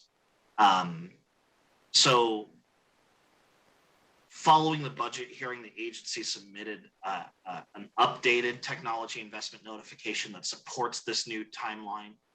They're indicating that they anticipate awarding the contract in the second quarter of fiscal year 23. And based on that updated technology investment notification, the agency anticipates further costs, approximately $602,007 in fiscal year 24, and then ongoing license and maintenance costs estimated at approximately $150,000 each year once the system is fully implemented. So the decision, does the subcommittee wish to recommend approval of a new software system to modernize and automate processes for the weights and measures program funded with reserve reductions of $250,000 in fiscal year 23, as recommended by the governor? Does the committee have any questions on this issue? I see none, so we can take a motion. Thank you, Chair. I motion to close this item as indicated by staff. Second. I have a motion from Chair Peters, second from Senator Dennis. Any discussion on the motion? Seeing no discussion, all in favor, aye. Any opposed? And the motion passes unanimously, and we can move on to the other closing item. Thank you. There are a total of 12 other closing items associated with this account, the first 10 of which are summarized at the table on page 36 of the closing documents. Those appear reasonable. Regarding other closing item 11, this is a technical adjustment to the agency's base budget to properly align funding to reflect a reclassification of a Weights and Measures Inspector 2 to a Weights and Measures Inspector 3, which was approved by the Division of Human Resource Management during the current biennium. The adjustment is included on the first page of the closing document, and it would increase costs associated with the position by $6,665 fiscal year 22, $7,150 fiscal year 23, with corresponding decreases to reserves. The agency and the governor's finance office concur with this adjustment. And then regarding other closing item number 12, this is another adjustment to the base budget. This is a technical adjustment to remove a vacant Weights and Measures Inspector position from the agency's base budget to reflect that this position was eliminated during the current biennium as approved by the Interim Finance Committee at its January 2021 meeting. This results in expenditure reductions of approximately $83,000 fiscal year 22 and $87,000 fiscal year 23, again with corresponding increases to reserves. The adjustment is included in the first page of this closing, and the agency and the governor's finance office concur with this adjustment. So fiscal staff would recommend that other closing items 1 through 10 be closed as recommended by the governor. In addition, staff would recommend other closing item 11 be closed with the noted technical adjustment to the base budget to align costs with the reclassification of a Weights and Measures Inspector position, funded with reserve reductions of $6,665 fiscal year 22, $7,150 fiscal year 23, and then other closing item 12 be closed with the noted technical adjustment to remove a vacant Weights and Measures Inspector position from the base budget, which results in cost savings of $82,884 in fiscal year 22, $86,737 in fiscal year 23, with corresponding increases to reserves. Finally, fiscal staff would request authority for staff to make other technical adjustments to this budget as needed. Thank you. Do we have any questions on these other closing items? I do not see any, so we can take a motion. Thank you, Chair. I move to close other closing items as indicated by staff. Second. I have a motion from Chair Peters, a second from Senator Dennis. Any discussion on this motion? All right, seeing none, all in favor, aye? Any opposed? And the motion passes unanimously, and we can move on to the next budget.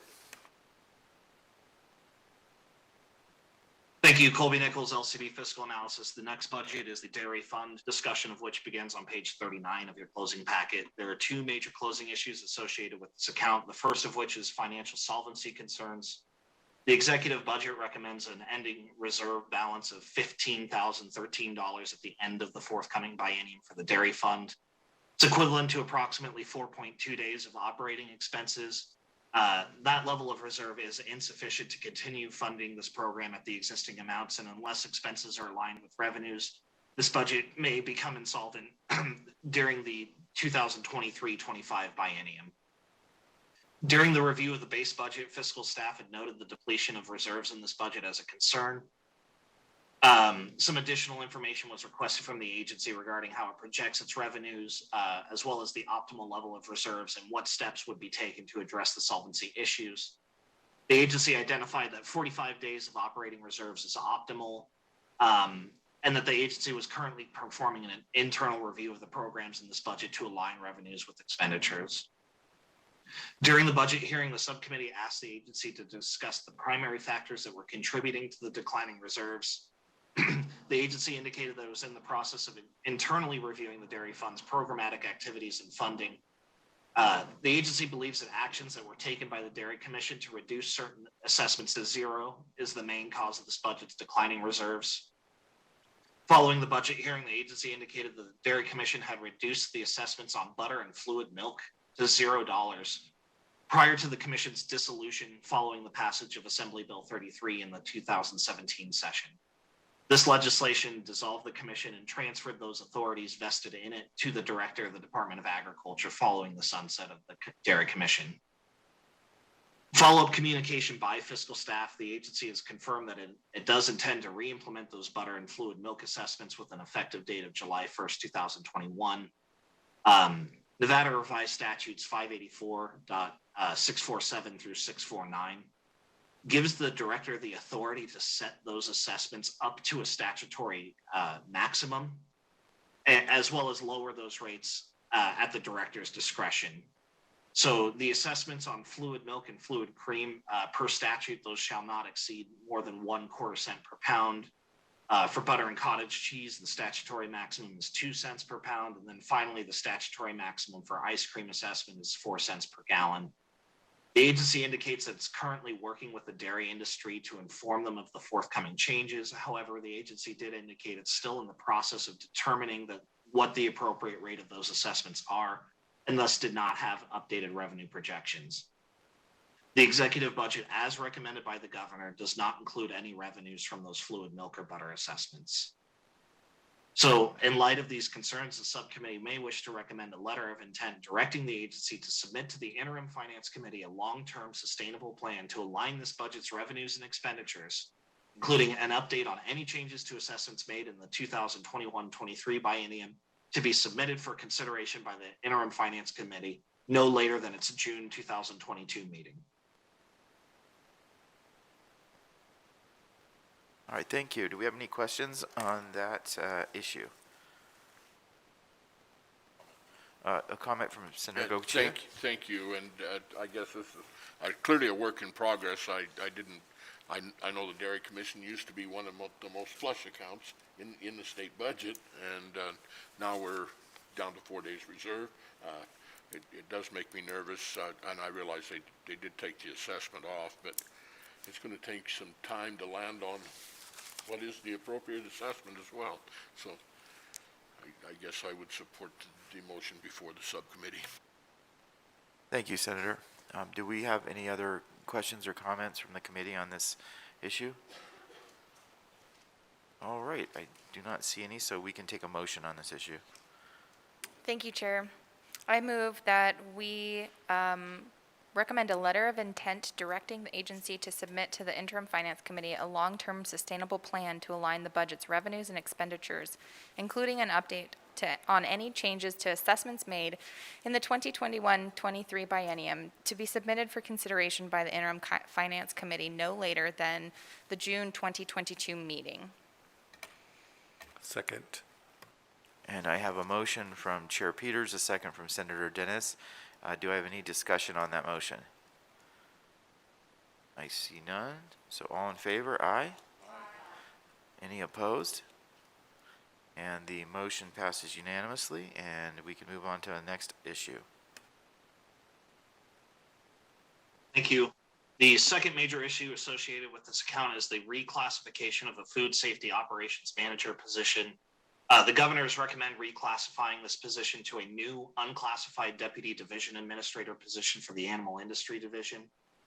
Due to the construction of this recommendation, this would actually reduce expenditures by about $25,653 in fiscal year 22, but increase expenditures by $4,314 in fiscal year 23, balanced to the agency's reserves. As a part of that internal reorganization previously discussed, the department had moved the dairy fund from the food and nutrition division over to the animal industry division. And the agency indicates that due to this transfer and the accompanying changes to reporting structure, certain duties related to the oversight of the dairy fund's programs are no longer provided by that food safety operations manager position. The intent of the reclassification is to allow this position to provide support to the entire division as opposed to just the dairy fund. And the position's main purpose would be to support the division administrator with the oversight of the various programs. Again, the funding as recommended by the governor, it's a little strange. This is due to the new unclassified position having a recommended start date of October 1st, 2021. So similar to the discussion that we've had previously in this closing, what you're seeing is a few months of savings there as the position would remain vacant. During the budget hearing, the subcommittee asked the division what responsibilities are not currently being met under the existing management structure, and in response, the agency indicated that the transfer of the dairy fund was intended to align the department's livestock and animal regulatory budgets under one division. And as the dairy fund's inspection duties are more closely aligned to those duties within the animal industries division, makes more sense there as opposed to the food and nutrition division, whose primary focus is the administration of various school and community nutrition programs. However, the transfer of the dairy fund has increased the management and administrative workload for the division administrator. The subcommittee inquired why the dairy fund was recommended to support 100% of the deputy division administrator's position costs rather than allocating the position's cost to all the division's budgets, as the recommended new position is intended to provide support to all of the animal industry division. Following the budget hearing, the agency indicated that the deputy division administrator would have its duties substantially dedicated to the dairy fund due to those financial solvency issues identified and discussed previously. However, the agency did intend to allocate the position costs beginning in the 2023-25 biennium. In follow-up, fiscal staff asked the agency to distinguish the duties of the recommended deputy administrator as opposed to those of the new personnel analyst position that was recommended for the agriculture administration budget. And in response, the agency indicated that the personnel analyst would be more focused on department-wide recruitment and succession planning, and the deputy division administrator's duties would be more focused on day-to-day operations and administrative human resources workload of the division. As previously noted, the recommended reserve balance at the end of fiscal year 23 is equivalent to approximately 4.2 days of operating expenses. Given the declining budget reserves and solvency issues of the dairy fund budget at this time, it does not appear reasonable for this budget to increase expenditures via position reclassification until such time as the financial solvency of the budget improves and the budget reserves are stabilized. However, if the vacant classified food safety operations manager were instead eliminated, the budget would realize cost savings with a corresponding increase to reserves of approximately $121,000 in fiscal year 22 and $122,000 fiscal year 23. This action would increase the operating reserves from 4.2 days at the end of fiscal year 23 to approximately 74 days at the end of fiscal year 23, thereby improving the fiscal solvency of this budget through the end of the forthcoming biennium. So there are two options presented for the subcommittee's consideration. You'll see those towards the middle of page 42. The first of which is to recommend approval of the reclassification as recommended by the governor. The second of which is to not recommend approval, but to rather recommend approval of the elimination of the vacant food safety operations manager in order to achieve some cost savings and increase this budget's reserves in order to improve the fiscal solvency of the budget.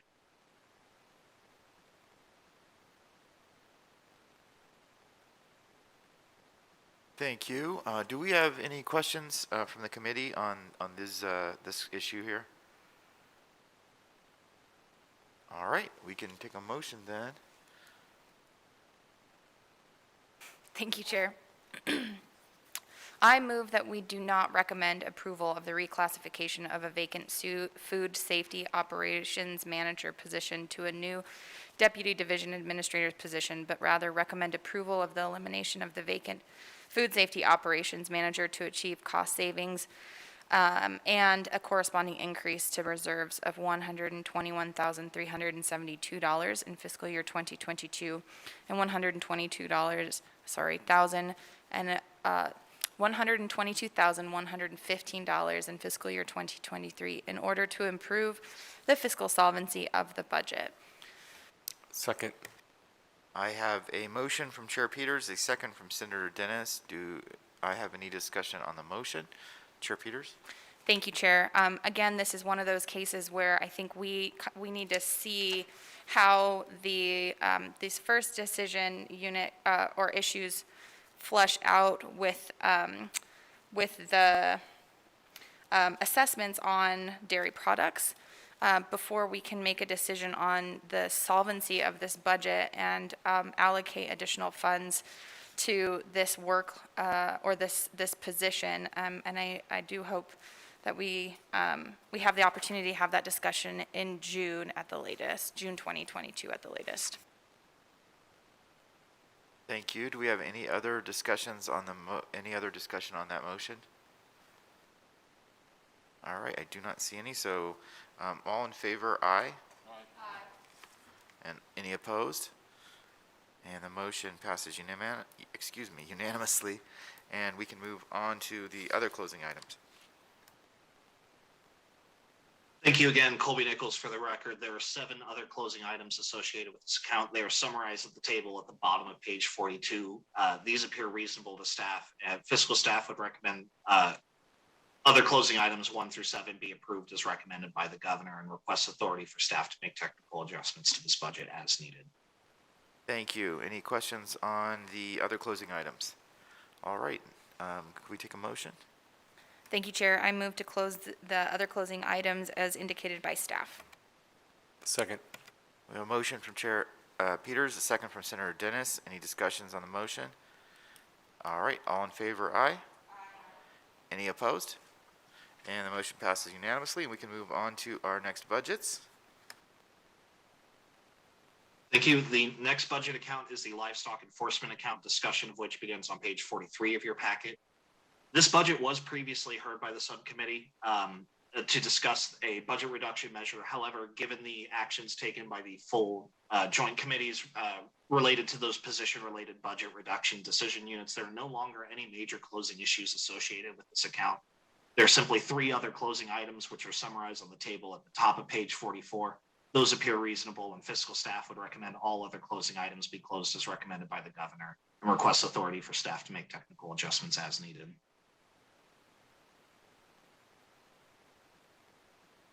Thank you. Any question on this budget account? All right, I see none, so we can take a motion. Thank you, Chair. I would move that we close this budget and other closing items as indicated by staff. Second. I have a motion from Chair Peters, a second from Senator Dennis. Any discussion on that motion? There is none. All in favor, aye. Aye. Any opposed? And that motion passes unanimously, and we can move on to the next budget. Thank you, Mr. Chair. Again, this is Colby Nichols for the record. I will now begin presenting the budgets for which the subcommittee has not previously reviewed for the Department of Agriculture and for which fiscal staff is responsible for developing closing recommendations. I will pause following my presentation of each budget to allow for questions, and once I have presented the last budget in this group and those questions have been addressed, The chair may wish to ask for a single motion for closing consideration on all of the budgets for which fiscal staff is responsible for developing recommendations. The first staff closure account is the commercial feed account, discussion of which begins on page 45 of your closing packet. Again, fiscal staff is responsible for developing closing recommendations for this budget. The commercial feed account is a statutory account. Fee revenues that are deposited here are used to pay the cost to administer commercial feed statutes, which include the costs of inspection, sampling, and analysis of commercial feed. There are no major closing issues associated with this account. There is one other closing item, which is included in the table on page 46. And again, closing recommendations for this budget would be included in the summary page.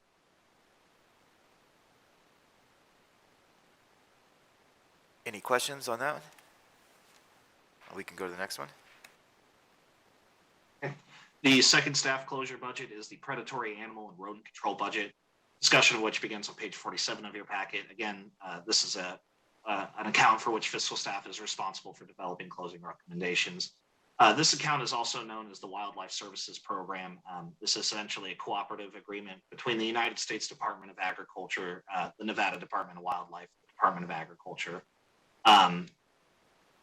These bodies collectively form Nevada Wildlife Services to develop and implement the predation management plan to provide control of predatory animals, crop destroying birds, and rodents. There are no major closing issues associated with this account. There are 4 other closing items, which are summarized at the table on page 48. Again, closing recommendations for this budget would be included in the summary page. Do we have any questions from the committee? All right, we can go to the next budget. The third staff closure budget is nutrition education programs, discussion of which begins on page 49. This is another one for which fiscal staff is responsible for developing those closing recommendations. The nutrition education programs account receives federal funding for the various student nutrition programs, such as the National School Lunch Program, School Breakfast Program, and other school nutrition programs. There are no major closing issues associated with this account. There are 4 other closing items which are summarized at the table on page 50. And again, closing recommendations would be included in that summary page. Any questions on this budget? All right, we can move to the next one, please. The final staff closure budget for the Department of Agriculture is the Commodity Foods Distribution Program budget account, discussion of which begins on page 51 of your closing packet. Again, fiscal staff is responsible for developing those closing recommendations. Commodity Food Program administers the distribution of food received from the USDA to provide commodity foods to schools, senior centers, food banks, Indian reservations, and other eligible agencies and individuals. There are no major closing issues associated with this account. There are 7 other closing items, the first 6 of which are summarized in the table, page 52 of your closing packet. Other closing item 7 is a budget amendment for federal relief for the Emergency Food Assistance Program. This is budget amendment A21-573-1362. It establishes authority totaling $670,803 in coronavirus response and relief supplemental appropriations, otherwise known as the CARISA Act, funding in fiscal year 22. The CARISA Act is enacted by the federal government in December 2020, allocated a total of $820,803 in additional administrative grant funding for the Emergency Food Assistance Program. Of this total, $150,000 would be allocated to fiscal year 21. Based on my understanding, that fiscal year 21 allocation will be, authority for that would be established via forthcoming work program for the June IFC. And this budget amendment allows the agency to utilize the remaining authority in fiscal year 22. The funding would be placed into a special use expenditure category used for tracking expenditures related to the various supplemental funding the federal government has allocated to this program due to the pandemic. The funding, including in this amendment, is passed through to the agency's 2 partner food banks. Those are 3 Square in Southern Nevada and then the Food Bank of Northern Nevada, to fund the increased storage, distribution, and other overhead costs that are associated with the increase in food insecurity driven by the pandemic. This funding must be obligated by September 30th of 2021, and any unobligated funds after that date will be reverted to the federal government. Again, closing recommendations for this budget would be included in the summary page. Thank you. Do we have any questions on this budget? All right, I don't see any, so we can go to our closing. Thank you again. This is Colby Nichols for the record. To assist with the closing, fiscal staff has identified those budgets that are recommended to be closed as recommended by the governor. So fiscal staff would recommend following budgets be closed as recommended by the governor and request authority to make technical adjustments as needed. Those include budget account 4541 for commercial feed, budget account 4600 for predatory animal and rodent control, budget account 2691 for nutrition education programs, and then finally for budget account 1362, the commodity foods distribution program. We would request that be closed as recommended by the governor, inclusive of that budget amendment A21-573-1362, which includes $670,803 in federal COVID-19 relief funding for the emergency food assistance program in fiscal year 22. All right, thank you. Any questions on those closing? I do not see any, so I could take a motion. Thank you, Chair. I move to close staff closing as indicated by staff. Second. All right, we have a motion from Chair Peters, a second from Senator Dennis. Any discussion on that motion? There is none, so we can, all in favor, aye. All opposed, nay. And this motion passes unanimously, and we can move on to our final budget. Thank you, Mr. Chair. Again, for the record, my name is Colby Nichols with Fiscal Analysis Division. The final budget on the agenda for today is the Silver State Health Insurance Exchange budget, discussion of which begins on page 55 of your closing packet. There are two major closing issues associated with this account, the first of which is a pair of decision units for contract costs to expand call center operations. The executive budget recommends two enhancements for additional contract costs that are associated with expanding the call center's capacity during the open enrollment period. These recommendations would be funded with reserve reductions that total $464,502 in each year of the forthcoming biennium. These recommendations would continue to fund expanded call center capacity on nights and weekends, as well as additional contract costs that are associated with expanding the open enrollment staffing in accordance with the board's decision in fiscal year 2020 to extend the state standard open enrollment period by an additional 30 days. The exchange provides a toll-free consumer assistance call center that is provided by a contracted vendor to provide technical support to consumers, brokers, and others in navigating the exchange's website and applying for health insurance. The exchange provides high-level oversight of complaint resolution and quality assurance duties, and the call center is operated by a contracted vendor. During the plan year 2020 open enrollment period, the agency indicated that it realized the additional call center capacity was needed on weekends and evenings to effectively service the exchange customer base. In addition, the board of the exchange had approved regulations in fiscal 20 that allowed the exchange to effectively extend the open enrollment period an extra 30 days to provide additional time for applicants to enroll in health coverage. Work programs requesting that additional funding to implement those changes was approved by the IFC at its August 2020 meeting. And at that time, the agency did indicate that they would be requesting this funding to continue those expansions through the forthcoming biennium. Decision Unit E350, this is additional call center capacity for the federal open enrollment period. It's reserve reductions of $83,450 in each year of the forthcoming biennium. This increases the call center capacity for the open enrollment period of November 1st to December 15th. This recommendation allows the contracted vendor to continue to fully staff the call center on all weekend days during the federal open enrollment period, as well as provide expanded evening call center hours for 3 days at the end of the open enrollment period to allow consumers time to finalize their applications and enrollment. Decision Unit E351, this is additional call center capacity for the extended open enrollment period, funded with reserve reductions of $381,052 in each year of the biennium. These are the costs associated with the extension of the open enrollment period. As I've mentioned previously, the board approved regulations that extended that open enrollment period to include essentially December 16th to January 15th.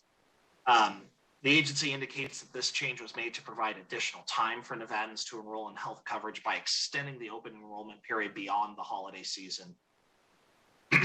So during the budget hearing, the agency testified that it instituted 2 special enrollment periods in order to extend enrollment to those who may have been impacted by the COVID-19 pandemic.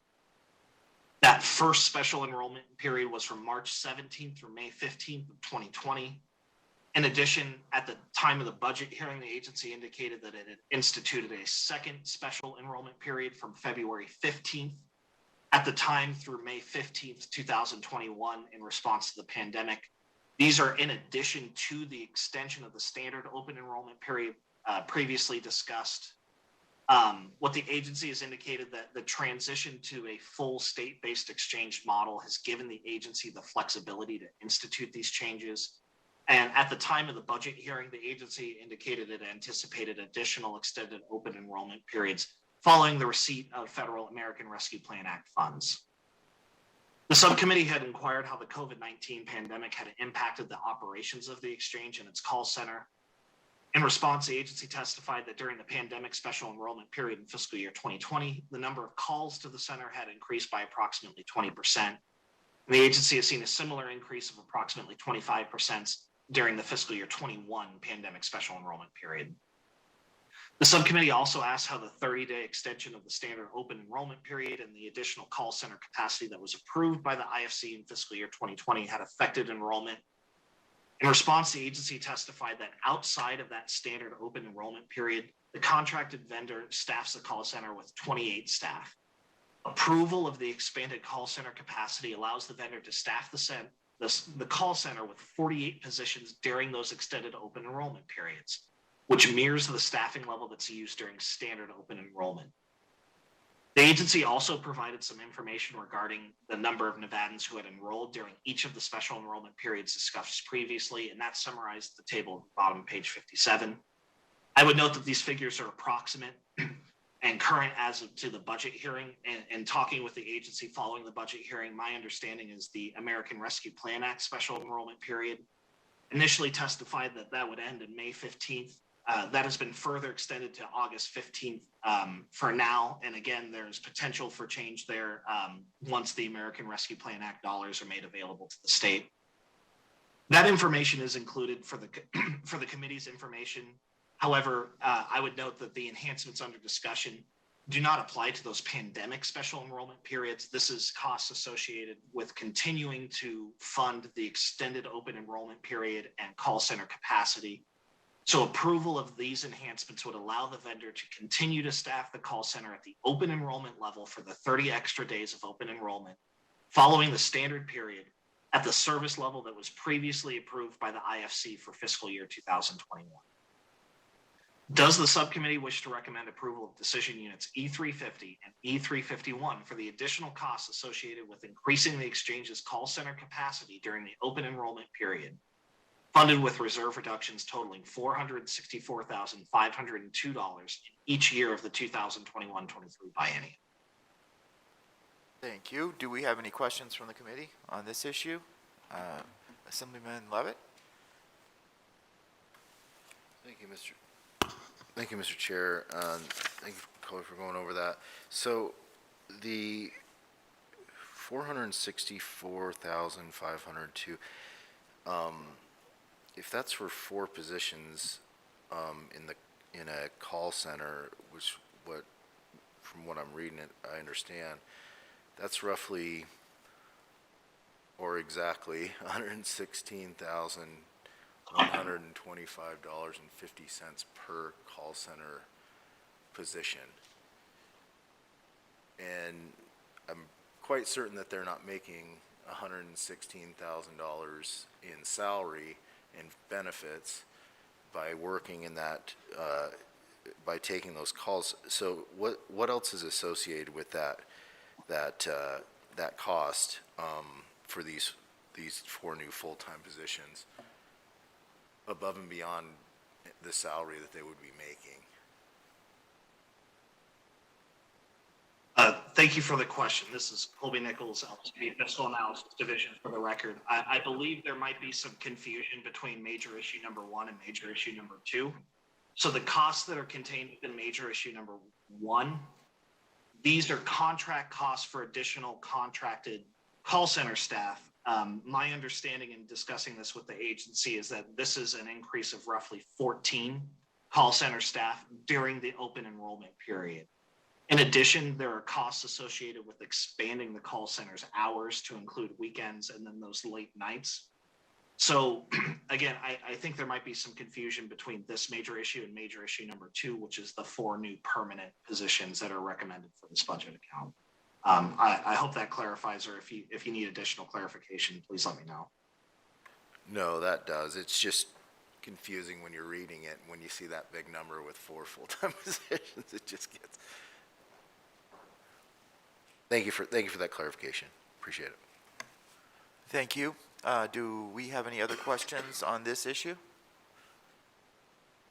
All right, we can take a motion.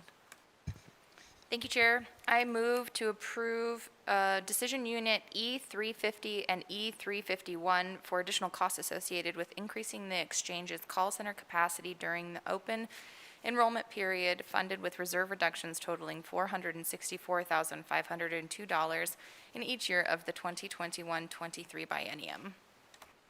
Second.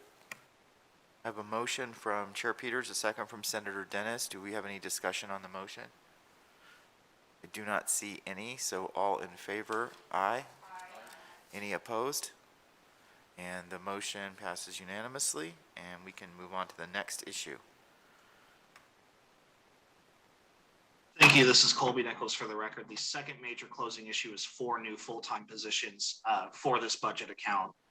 Each position correlates to a decision unit. These positions would perform services previously provided either by the Federal Centers for Medicaid and Medicare Services or by external vendors, and would address increased workloads due to the addition of insurance carriers to the exchange.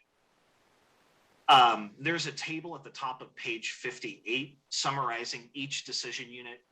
Again, each one is for one position. The table there includes information regarding the grade step, duty location, as well as the costs for each individual position. Provide a brief overview of each individual decision unit, and then pause for any questions, and then we'll move to the motion. So the first decision unit is E353. This is for a health resource analyst that would staff the exchange's operations unit. This position would focus on research and analysis, as well as responding to data requests from partner agencies and other organizations. This request is, my understanding in talking with the agency, the intent of this request is to provide the agency ability to absorb certain duties that were previously performed by the Centers for Medicare and Medicaid Services. As the exchange has transitioned to a fully state-based model, those duties will now be absorbed by the agency. So this position would conduct community health surveys and needs assessments. It would compile and analyze enrollment data, and it would conduct reviews and analysis on topics such as market stability or provider adequacy.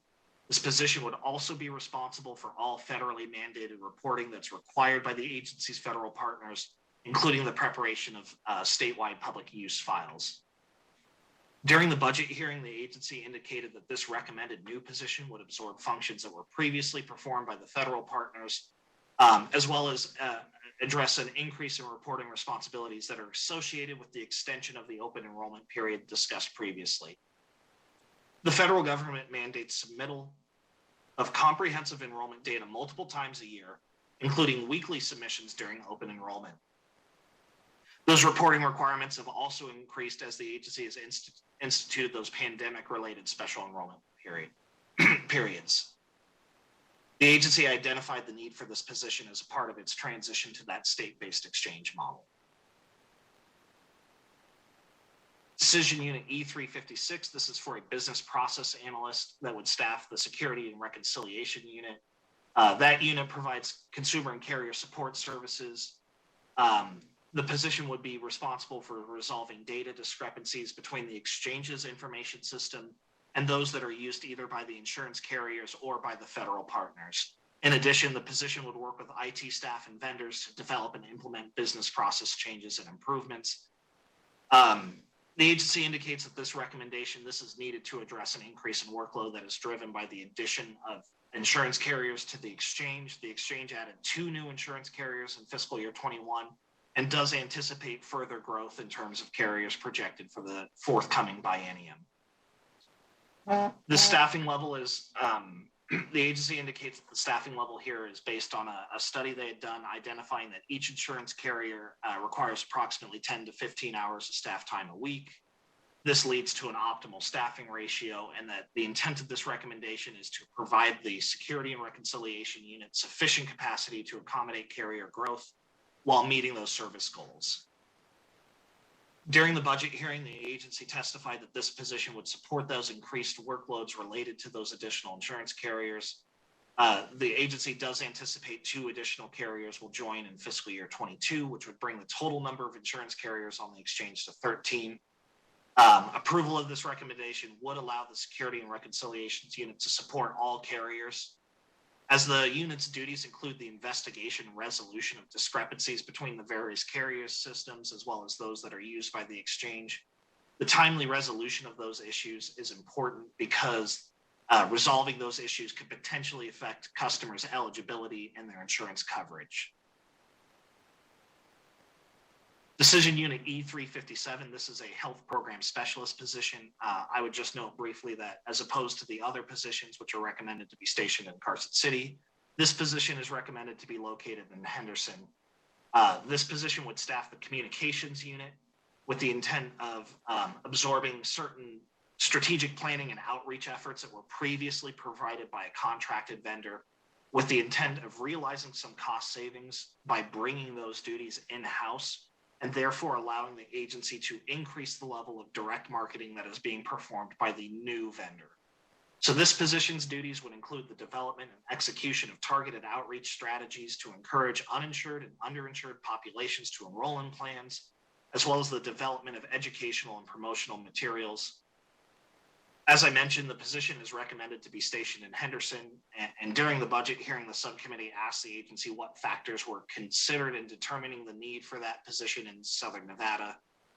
The agency referenced the change in the scope of the contract for marketing previously discussed, as well as that change in vendor. In addition, the agency indicated that it had identified that the majority of the agency's need is in Southern Nevada, as that is where the majority of the enrollees, community partners, and insurance carriers are located. Again, the agency indicated that approval of this recommendation would streamline those targeted outreach efforts with the goal of increasing enrollment. And during the budget hearing, the agency indicated that it did desire to recruit a bilingual candidate for this position if it were approved.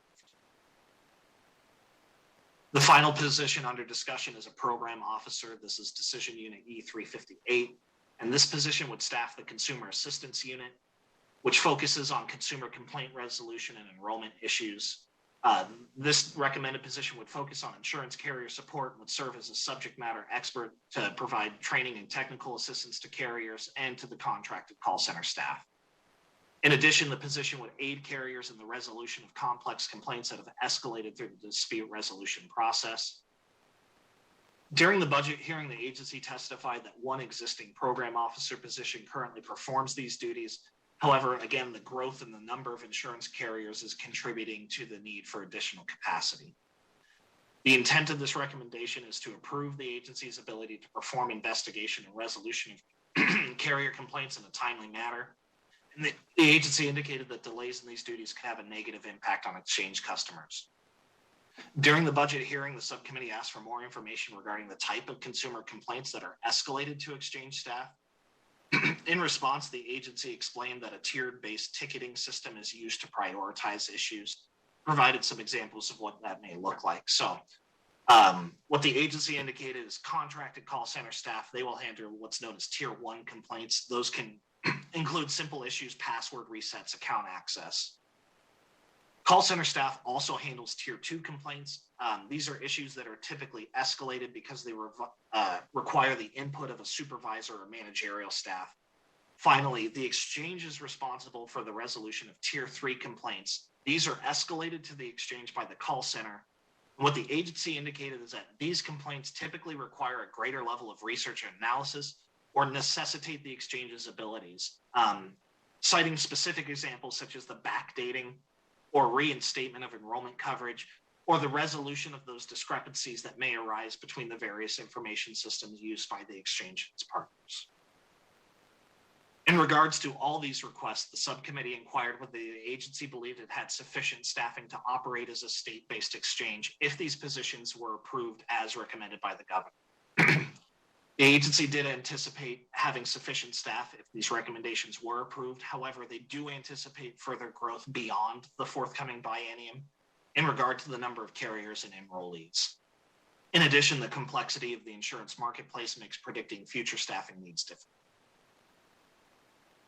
Does the subcommittee wish to recommend approval of one new health resource analyst, one new business process analyst, one new health program specialist, and one new program officer position for the exchange, funded with reserve reductions totaling $493,772 over the forthcoming biennium, as recommended by the governor?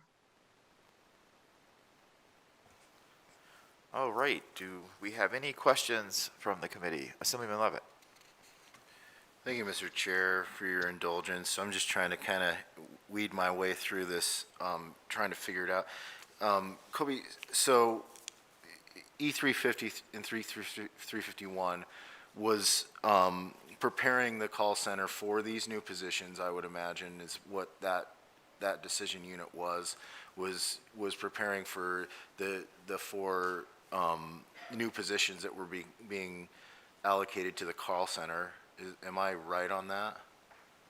Or am I just in left field? Again, I think there's some confusion. This is Colby Nichols for the record. So major issue number one, that is a pair of decision units that are basically expanding the contract authority with the vendor for the call center staff. And so these are separate issues, although the exchange's staff does work with the call center staff. Major issue number one, that is to increase the staffing level and the service level of the contracted call center staff. So what that recommendation includes is an increase in contracted staff. Based on discussion with the agency, that accounts for basically 14 contracted call center staff positions, and then would also give them the authority to fund increased contract costs that are associated with having those contracted call center staff available on nights and weekends during open enrollment. And again, the idea there is that the extension of the open enrollment period was approved by the IFC for fiscal year 21 via work programs. And at that time, what the agency indicated is that essentially these requests that we're discussing now, those would be included in the executive budget to continue that increased service level through open enrollment. Then major issue number two is a set of 4 decision units. These are permanent state staff for the exchange. Again, while there is some interaction between the call center staff, which are contracted, and the exchange's staff, the 2 major issues are not necessarily contingent upon each other. Again, the first one is related to contract authority for a vendor, and the second is to add 4 permanent state level positions. Perfect. Thank you so much, Colby. So that clarified everything for me. I got a little confused on who was working where, and now that you clarified that these 4 new positions are for the exchange itself and not for a call center, because I was looking at these positions and I'm like, what in the world would they be doing working in a call center? Because the positions don't align with that type of. So thank you for that clarification. It helped a lot. I appreciate it.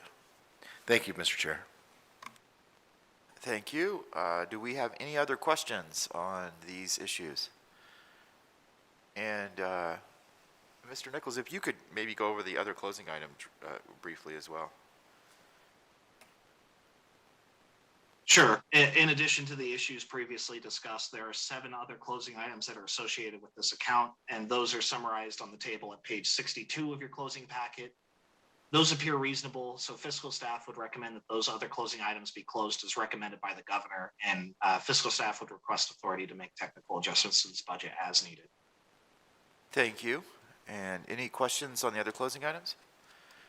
All right, I think we're ready for a motion for the decision and the other closing items. Thank you, Chair.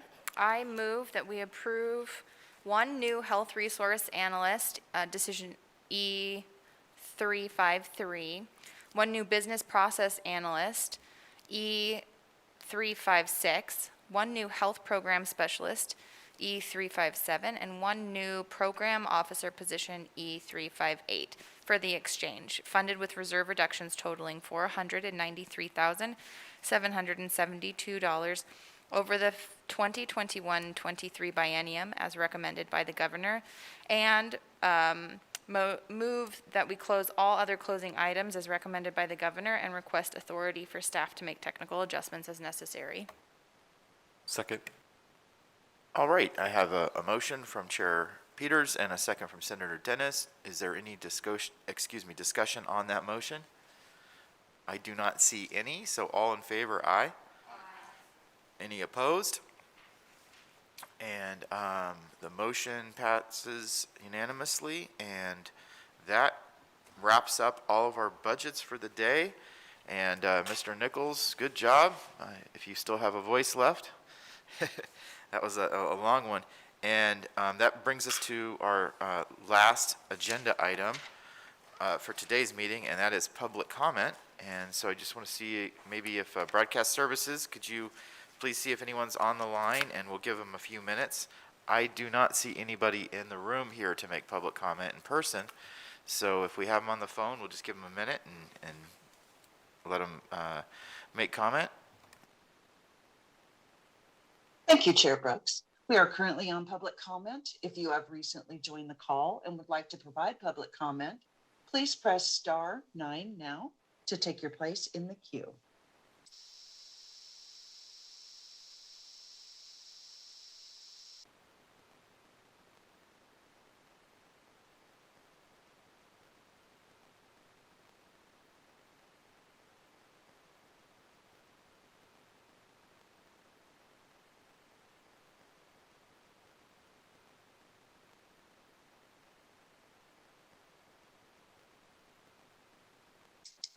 Chair, there are no callers to provide public comment at this time.